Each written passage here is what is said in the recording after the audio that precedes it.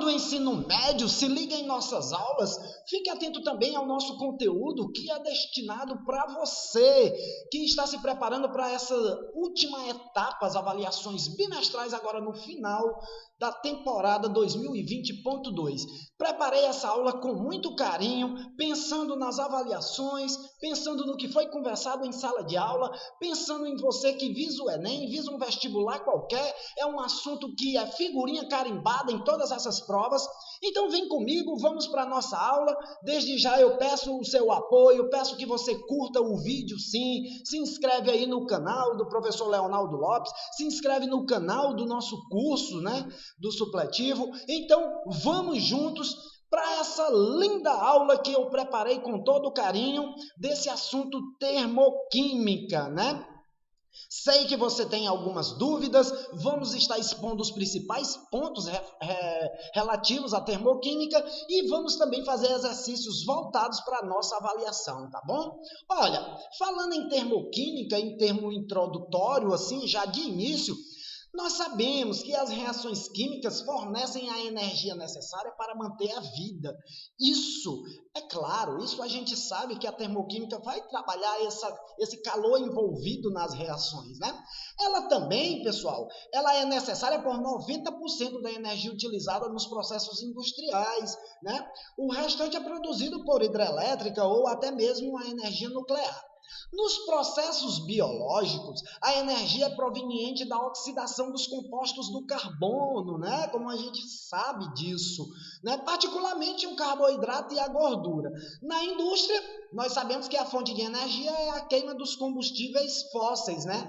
Petróleo, o carvão, o gás natural, todos esses combustíveis aqui são responsáveis por nos dar ali aquela energia na indústria, né? Então, dito isto, sabendo disso, a gente vem para frente, sabendo que todas as reações químicas produzem ou absorvem energia, tá certo? Olha, fica atento aqui a essa ilustraçãozinha que eu coloquei, que é para te mostrar que, de acordo com o grau de mobilidade, né, com que se encontram as moléculas, essa agitação vai ser maior ou menor dependendo do estado físico em que ela se encontra, né? Geralmente essa energia é produzida na forma de calor, que pode ser, claro, absorvido ou liberado, né? Então, por definição, a termoquímica ela estuda a variação de calor que ocorrem durante as reações químicas, né? Isso você já sabe, não é novidade para você, e a gente tem até que ilustrar isso mostrando, olha, essa ilustração importantíssima. Aliás, nossa estrela, o Sol, ele é quem fornece 99,9% da energia que todos os micro-organismos, todos os seres vivos, seja ele animal ou vegetal, vai estar produzindo, vai estar utilizando para se manter vivo, né? Esse calor que basicamente nos mantém vivo aqui no planeta Terra, não é isso? Então, dito isto, a gente sabe que o calor, ele é, na verdade, a energia que é transferida de um sistema para o outro, né, devido à diferença de temperatura. Essa semana eu estava conversando com um amigo sobre o atual momento, sobre esse período dos dias que estão bem quentes, e ele estava me falando assim mais ou menos sobre essa ilustração aí que eu trago para você. Se você observar, basicamente a gente tem a sensação de que o Sol está esturricando, né? Como a gente fala assim, queimando mesmo tudo, né? Torrando tudo, né? Não é bem assim que acontece, mas a sensação de calor que nós temos nos dias de hoje é mais ou menos essa, que o Sol esteja mesmo queimando tudo, né? Não é bem assim. Nós sabemos que, na verdade, apenas o calor absorvido ou liberado em uma reação química, a pressão constante é chamado de variação de entalpia e é simbolizado justamente pelo ΔH, que é o que a gente vai estar estudando agora, né? Esse ΔH é a variação de entalpia ou calor de uma reação, né? Entalpia essa, que como nós já trazemos aí para você, essa entalpia do sistema químico é o seu conteúdo energético, né? Para a reação química genérica, nós vamos ter que o reagente ele reage e forma, como você pode observar. Deixa eu pegar aqui a minha caneta para mostrar isso a você. Olha, a nossa reação química genérica, ela não se preocupa com quem vai ser o reagente, com quem vai ser o produto, mas ela se preocupa com a energia que é envolvida em todo esse aparato, em todo o sistema. Olha aqui, ó, o nosso ΔH, ele vai ser a entalpia dos produtos de quem foi formado, menos a entalpia dos reagentes, de quem foi consumido, né? Nós temos aqui o reagente, reage e forma aqui nesse meio reacional. Nós vamos ter aqui um meio reacional, né? Geralmente esse meio reacional é um calor, é a eletricidade, às vezes um catalisador, às vezes a luz, né? Em todas essas reações químicas ela vai ter uma certa quantidade de energia, né? Que é justamente esse calor da reação, para poder formar os produtos. Não é bem assim? Justamente. Então, a gente fica por convenção que esse HP aí é a entalpia dos produtos e o HR é a entalpia dos reagentes, tá certo? Muito bem, seguindo o conteúdo aí para frente, a gente sabe que a unidade dessa variação de energia, a unidade de energia do SI é o Joule, né? E a gente pode fazer uma comparação de uma quilocaloria, ou seja, uma caloria será igual a 4,19 Joule. Geralmente a gente trabalha com a unidade, né, como quilocaloria ou até mesmo quilojoule, né? É como se a gente multiplicasse essas unidades aí por 1000, né? Tá certo? Até mesmo para facilitar o nosso cálculo e com a simbologia que aparecerá aí nos exercícios, nas questões de vestibulares daqui para frente, tá certo? Olha, nós vamos trabalhar os tipos de reações. A gente começa com a reação exotérmica, que são as reações que liberam calor, são as reações que nos dão aí essa questão da liberação do calor envolvido na reação. Veja que a entalpia do reagente, ela é bem maior, olha aqui, ó, HR, né, a entalpia do reagente, ela está bem maior do que a entalpia dos produtos. Isso acontece porque há uma liberação de calor, né? Ó, a gente tem aí o caminho da reação, os reagentes têm uma entalpia bem maior do que no final da reação, lá na formação do produto. Com isso, fica claro que a entalpia do produto é menor do que a do reagente e a entalpia final vai ser menor do que zero, né? Fazendo com que essa representação seja o reagente com o produto mais o calor que foi liberado, né? Com isso, a entalpia do produto vai ser menor que zero, ou seja, um ΔH negativo. E isso você tem que ter em mente, você tem que memorizar, você tem que chegar na prova sabendo disso aí, tá certo? Passando para a reação exotérmica ainda, agora vendo um exemplo, eu te trago um exemplo aí de combustão, que são os principais exemplos relacionados com as exotérmicas, né, com as reações exotérmicas, é o calor liberado a partir da queima de um combustível qualquer. Aqui eu estou trazendo o álcool, né, o álcool etílico aqui, ó, o C2H5OH líquido, mais o comburente, que é o oxigênio, né, gasoso, reage e forma o CO2 e água líquido. Com isso, o ΔH da reação, o calor liberado, ele é menos 1.368 kJ, né? Ou, como você queira, também você pode trazer esse calor do ΔH para dentro da equação, né, de forma positiva, porque é um calor que foi liberado, né? Fica o álcool líquido mais o comburente, que é o oxigênio gasoso, forma CO2 gasoso, água líquida e uma determinada quantidade de calor liberado, né? Mais 1.368 kJ, tá certo? Interpretando isso aí é dessa forma, né? 1 mol do álcool reage com 3 mols, olha aqui, ó. Aqui não aparece coeficiente, é como se tivesse o 1 aqui. 1 mol reage com 3 mols de oxigênio, né?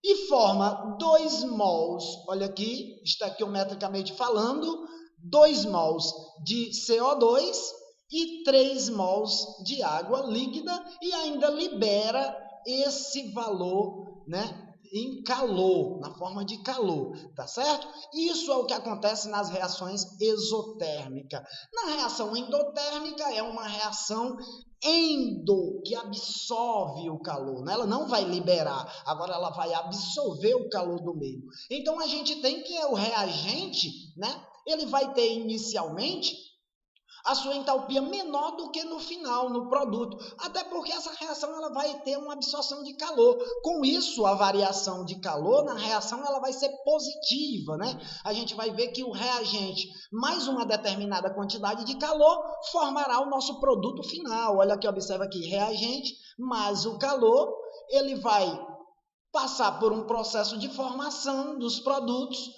com essa determinada quantidade de calor. Com isso, a gente chega ao conceito, né? A gente chega à conclusão de que a entalpia do produto é maior do que a entalpia do reagente, como o próprio sinal aqui nos mostra, né? Ó, o HP, que é a entalpia do produto, maior que a entalpia dos reagentes. Com isso, a variação do calor, o ΔH, ele vai se mostrar positivo, maior que zero, né? Olha como fica isso aí representado.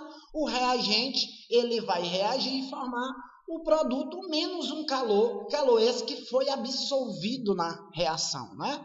Com isso, deixa o reagente formando o produto e uma determinada quantidade de calor maior que zero, né?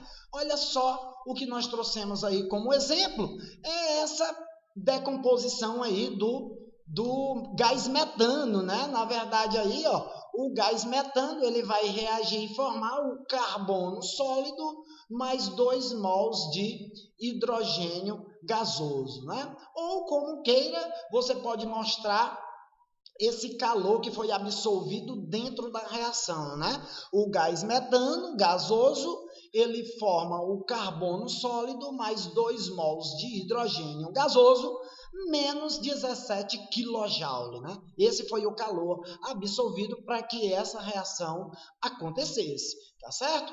Falando da mudança dessa variação de entalpia e a mudança de estado físico, a gente fica desse modo observado.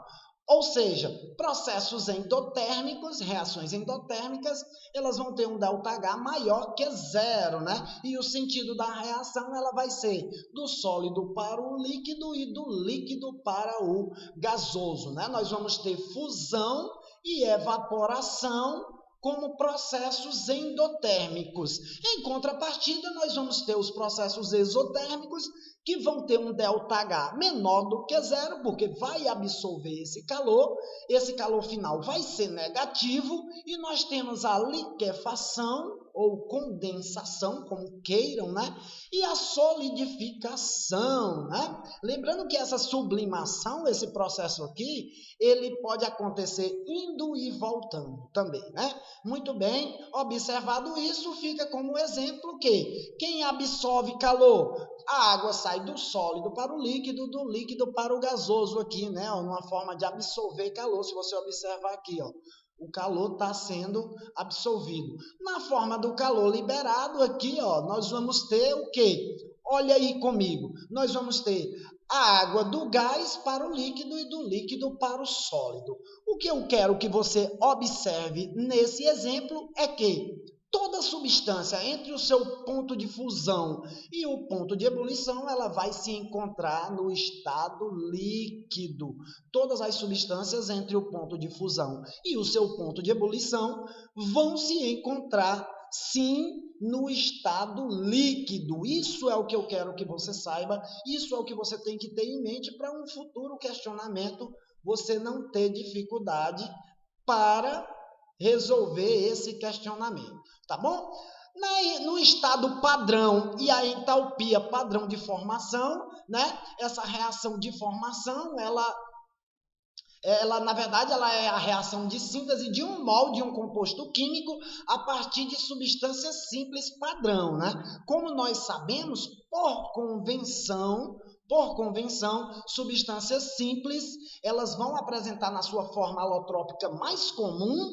No estado padrão, possuem a entalpia zero, né? Não vão ter entalpia significativa, na verdade será o H igual a zero, né? Ó, você vê aqui que o reagente, se ele tiver na sua substância, na sua forma alotrópica simples, ela forma apenas um tipo de produto, né? Ó, estado padrão, uma substância no estado padrão, quando em sua forma mais bem descrita, mais simples, na pressão de 1 atm, né? Com isso, o que a gente diz que na prática adotamos a pressão como 1 atm e a temperatura como 25 graus Celsius ou 280 Kelvin, como queiram, né? A gente já transforma essa temperatura aí para Kelvin, porque a gente sabe que no cálculo a gente vai trabalhar as temperaturas em Kelvin, tá certo? Muito bem. Como consequência disso, nós vamos considerar uma reação dentro desse estado padrão, em 1 atm e 25 graus Celsius, da seguinte maneira, olha, o hidrogênio gasoso, ele é uma substância que está em seu estado mais simples, né, em sua forma alotrópica mais simples, bem como o O2 também, o oxigênio também na sua forma mais comum na natureza, reage e forma H2O, a água líquida, e a entalpia padrão de formação vai ter um valor de menos 68,3 quilocaloria. Isso fica observado aqui nisso aí, né? Com isso, a entalpia padrão de formação da água vai ficar a entalpia do produto menos a entalpia do reagente. O produto é o H2O, e os reagentes eles vão ter entalpia igual a zero. Com isso, nós vamos ter que a entalpia padrão de formação da água é mesmo a entalpia aqui de formação mostrada agora há pouco, ó, de menos 68,3 quilocaloria, né? Tudo bem? Vamos para frente. Olha, nós sabemos que esse estado padrão e a entalpia padrão de formação, né, como a gente conhece, elas, se for considerado como a entalpia dos reagentes, ela vai ser zero, a variação de entalpia da reação é a própria entalpia da substância. Com isso, a gente traz essa tabela que nos dá já a entalpia padrão de formação de algumas substâncias mais comuns, né? E com isso também nós trazemos duas unidades que ela pode aparecer, ó, a quilocaloria ou o quilojoule, né? Por mol, tá bom? A partir das reações desse tipo, podemos determinar aí a entalpia de várias substâncias. Tendo a entalpia da substância facilmente calculada, o ΔH dessas reações, né? Por padrão, por convenção, já fica assim determinado nessas reações aí, ora mostrado para vocês, a formação do NaCl, acompanha aqui comigo, ó, o Na sólido mais o cloro gasoso reage e forma o NaCl com uma entalpia padrão de formação menos 411 kJ. Né? Na formação da amônia, nós vamos ter o nitrogênio gasoso reagindo com o hidrogênio gasoso, forma a amônia e a entalpia padrão de formação é menos 45,9 kJ. Já a formação dessa substância desse hexeno aqui, podemos dizer, né? Esse açúcar aqui, que a gente está formando aqui, ó, com 6 carbonos, 3 hidrogênio gasoso, vai formar 1 mol de C6H6, liberando um calor na sua formação, vai liberar esse calor de 49 kJ. Com isso, eu estou mostrando a você como é essa formação, essa entalpia padrão dessas substâncias na sua forma alotrópica mais simples, tá certo? Vamos para a termoquímica com o cálculo do ΔH, agora dentro de um exercício como nos é cobrado, né? Ó, calcule o ΔH da reação abaixo. Nós vamos ter o álcool, C2H5OH, líquido, um combustível, reage com um comburente, 3 mols de O2, oxigênio gasoso, reage e forma 2 mols de CO2 gasoso e 3 mols de água líquida. Os dados, ele é o seguinte, olha, a entalpia ela é dada álcool, menos 66,4 quilocaloria por mol. Do CO2 é menos 94,1 quilocaloria por mol. E da água, como ele próprio mostra aí, menos 68,3 quilocaloria por mol, né? Organizando nossa equação, nossa reação química bem equacionada, tendo observado aí a sua, como é que eu posso dizer, o seu balanceamento, ela está balanceada para a gente poder calcular as entalpias direitinho, né? Olha, fica aqui, como a gente só tem 1 mol, aqui é 1, né? Como não aparece nenhum coeficiente, aqui é como se tivesse 1. Uma vez a entalpia do álcool, menos 66,4, está aqui, menos 66,4. 3 vezes 0, substância simples, na sua forma alotrópica mais comum, ela é 0. Então, aqui vai ficar 3 vezes 0, que vai dar 0, né? O CO2, nós temos 2 mols de CO2, 2 vezes o valor da entalpia padrão de formação do CO2 é menos 94,1, 2 vezes menos 94,1, e a entalpia padrão de formação da água vai ser igual a menos 68,3, e nós vamos calcular 3 vezes menos 0,863. Fizemos esse cálculo direitinho e vimos que menos a entalpia do reagente, menos 66,4 quilocaloria, e a entalpia do produto, se você fizer aqui 2 vezes menos 94,1, nós vamos ter aqui 188,2 menos, aqui vai dar 200 e alguma coisa. Com isso a gente vai ficar com a entalpia dos produtos 393,1 quilocaloria. Usando aquela fórmula